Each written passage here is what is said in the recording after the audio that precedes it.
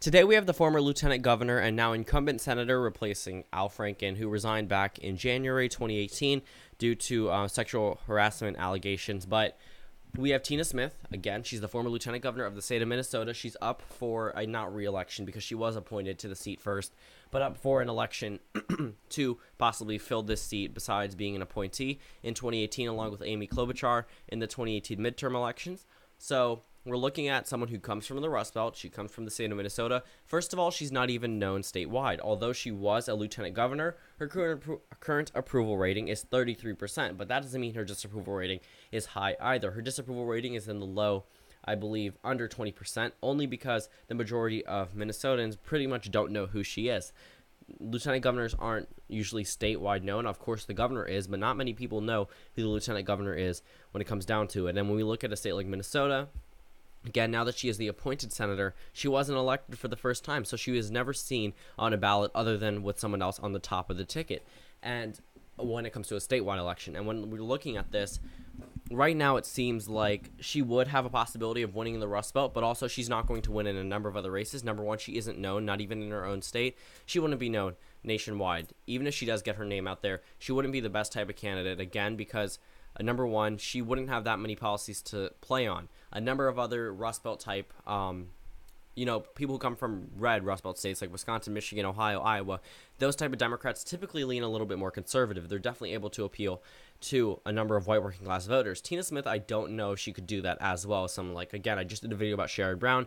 Him also, she's not really a progressive either. So progressives, really, there's only a few exceptions when it comes down to progressives because not all of them would win in the Rust Belt. It has to be that specific candidate, that specific type of candidate, just like not all corporate or moderate Democrats could win in the Rust Belt. Very few Democrats of that caliber could win in the Rust Belt. But enough talking about different candidates. We're going to get down into this video. Of course, like always, we start off with the safe states that are not going to flip regardless of who the nominee is, unless it's someone like Nancy Pelosi.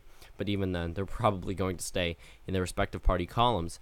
We go ahead and look at all the states that are going to the GOP, Nebraska 2nd District. We're going to fill in toss-up, I guess, or just not filling it in at all. Alaska, of course, goes red. Let's see if we're missing anything. Yep, the main 2nd District, the main 1st District goes blue.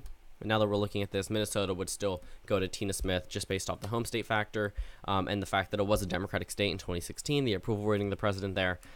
Everything would go against the president, and especially when you run against someone who's from the Rust Belt. But again, it is Tina Smith, so it comes down to the candidates. I don't know how well she would do.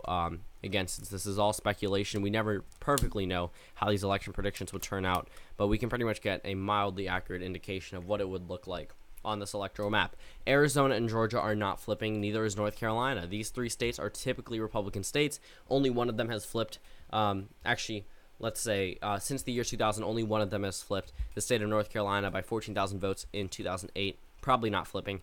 These three states are typically Republican states, just became a swing state in 2016 in the cases of Arizona and Georgia, and still voted for Trump in Georgia, I believe by 6%, and in Arizona less than 5%. I don't know the exact margin.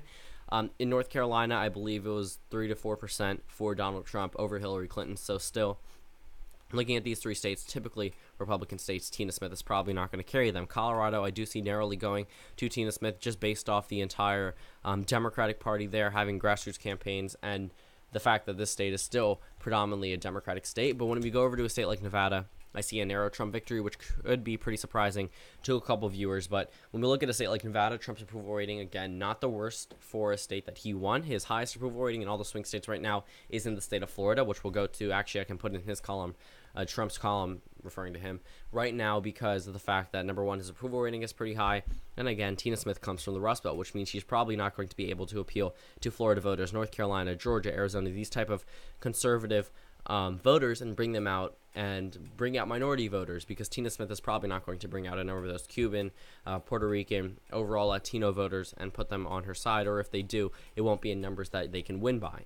Yes, of course, a Latino vote typically goes for Democrats, but it's not always enough to put them over the top in key swing states like Florida. Same thing goes for Nevada. I don't think she'll do enough to put herself over the top. Virginia, I still see going in the Democratic column. That one's probably not flipping for a while, just based off the numbers that we get from Northern Virginia every election season. We go up to New Hampshire. That one I still see going narrowly to Tina Smith. Trump still has a number of firm opposition party members up in New Hampshire, and also in general. Hillary Clinton did carry that in 2016. We go up to Maine. That one still narrowly goes in the Democratic column. But Ohio and Iowa, I still see going to Donald Trump, and that should be pretty surprising.